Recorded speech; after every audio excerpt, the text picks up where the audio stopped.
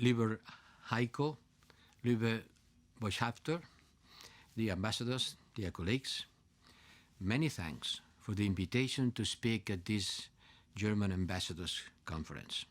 It's a pity that I have to do this from a studio in the basement of Berlaymont building in Brussels, and that we cannot engage in person. Sorry for that. Germany is about to hold the presidencies of the United Nations Security Council in June, and the Council of the European Union is starting in July. And believe me, expectations on you are high, very high. We count on Germany and its diplomatic service to raise the occasion.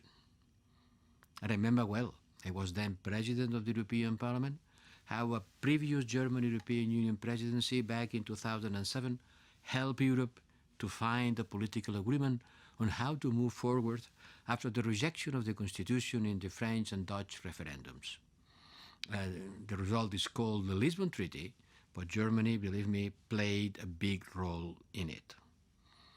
Since then, we Europeans, we had the financial crisis, the euro crisis as the consequence of the first, and then the migration crisis. 3 crises in 12 years is too much for a fragile union. But now Europe, we face another crisis, a much bigger one, an existential one. And yet again, we count on you to guide Europe through this crisis and make sure that we come out of it stronger, as we used to say, that Europe goes stronger from the crisis. Let's see, I hope. But the proposals on Chancellor Merkel and President Macron for the recovery are bold, and I think that's what Europe needs. The pandemic is having asymmetric effects across the Eurozone, and the fiscal capacity of the states varies enormously. It's a symmetric crisis on its origin, but a very asymmetric crisis on its consequences. So we need to invest in common solutions and practice real solidarity based on grants, and to invest in the economy of the future, on green revolution and digitalization. This type of Franco-German initiative is more necessary than ever. Without it, nothing serious is possible in Europe. The Franco-German agreement is absolutely necessary, more than ever. But at the same time, Franco-German agreement is not sufficient. It's not sufficient. We need to bring the whole of Europe together. And frankly speaking, this is hard. I knew it before taking office, but after these 6 months, I still experienced it. It's difficult, it's hard, because there are big divides among member states on many issues. And they are because we lack a common strategic culture, and the willingness to compromise is less than it should be. So that's a big task for you as presidency, to bridge divides, to bring people together, to invest in unity. Allow me to briefly state how dramatically our world is changing. And perhaps the best way is to see the COVID-19 as the great accelerator of the history. It strengthens trends that were already present before, even if we didn't notice. First, we live in a leaderless world where Asia will be increasingly important in economic, security, and technological terms. Analysts have long talked about the end of an American-led system and the arrival of an Asian century, and this is now happening in front of our eyes.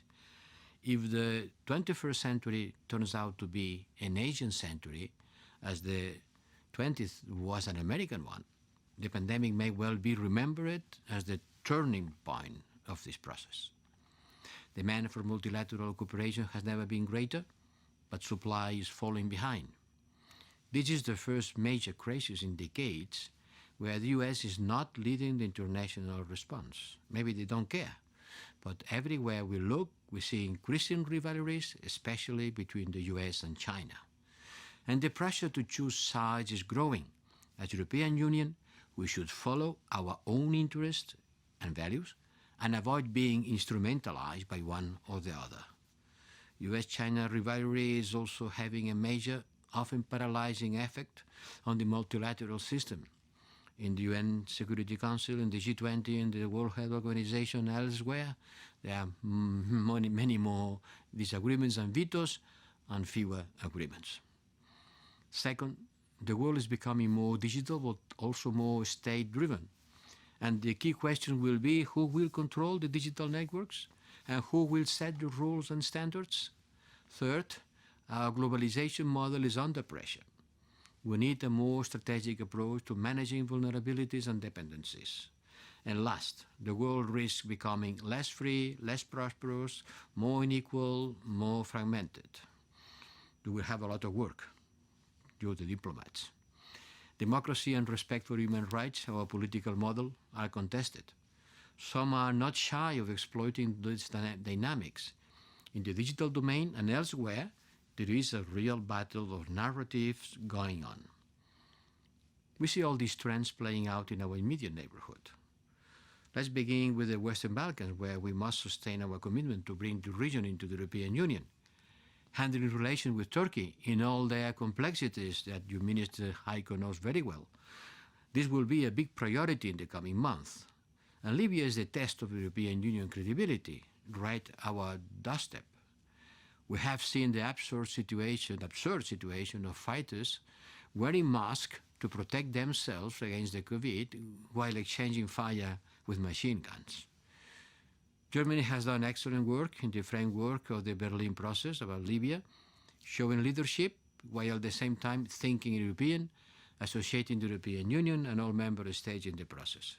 This is a model for how European foreign policy can and should be built. We continue to work towards a ceasefire, knowing how difficult this is. We have launched Operation Irini to help enforce the United Nations arms embargo. Not everybody is happy with that, but there it is. But all member states need to invest in the effort, and some of them are lacking. Further south, African countries are especially vulnerable to the impact of the pandemic. Secretary General Guterres was warning us about this some days ago. This is doubly true for the Sahel, where challenges converge, including climate change and extremism. And to the east, we must support Ukraine and strengthen ties with all Eastern partners, for sure. But also, we need to a frank discussion on how to handle a Russia that feels emboldened to challenge important to common European security interests. We need to have a selective engagement with Russia on the issue that matters us. And this is not contradictory with being firm. And we need a smart balance between firmness and sanctions with Russia, with a careful attempt at engagement, as I said, in selective areas. You should remember that in energy, there is mutual dependency. I don't have to remember that to you in Germany. We need to buy gas, yes, but they need to sell it. So let's invest in reaching a better understanding among us where each of us comes from and how we can build trust to move forward together. China. China is getting more powerful and assertive, and its rise is impressive and triggers respect, but also many questions and fears. As you know, it is fashionable to say that we are reaching a Thucydides moment. Let's hope not. And I have said it, our relations must be based on trust, transparency, and reciprocity. This is not always the case today. We only have a chance if we deal with China with collective discipline. And we hope that the next Leipzig meeting between the European Union and China, scheduled in autumn, will be very important in this regard. Also on that, we rely on you. We need a more robust strategy for China. This also requires better relations with the rest of democratic Asia. And that's why we must invest more in working with India, Japan, South Korea, etc. To face all these challenges, we need to build a real common strategic culture. We do not have it yet, and this weakens our action. The need to act as a Team Europe, as a European being united, as my friend Heiko has called it, this need is greater than ever. But our ambitions are only credible if we back them with a sense of shared ownership and responsibility among member states. There seems to be less trust and common ground among us, right when we need it most. And too often, we are unable to reach a consensus because member states cling to their national viewpoints instead of understanding that there is a broader common interest. Reaching no compromise at all hurts everyone, And an European Union response, even if it is imperfect in the eyes of some member states, is often better than a deafening silence. We also need resources to be effective. If you want a European Union foreign policy that gets results, we all need to invest in it, politically, but also financially. We count on Germany to play its full role as presidency to help reach an ambitious result for the recovery, the next European budget, and a wider relaunch of our European project. Dear Heiko, dear friends, let me underline. This is a crucial moment. We have a tremendous amount of work to do during your presidency. And my main message is this is not a moment to think or act small, but a moment for investing in an ambitious Europe. You know, the European Union 70 years ago was a project to solve intra-European problems, mainly peace and reconciliation, and that's done.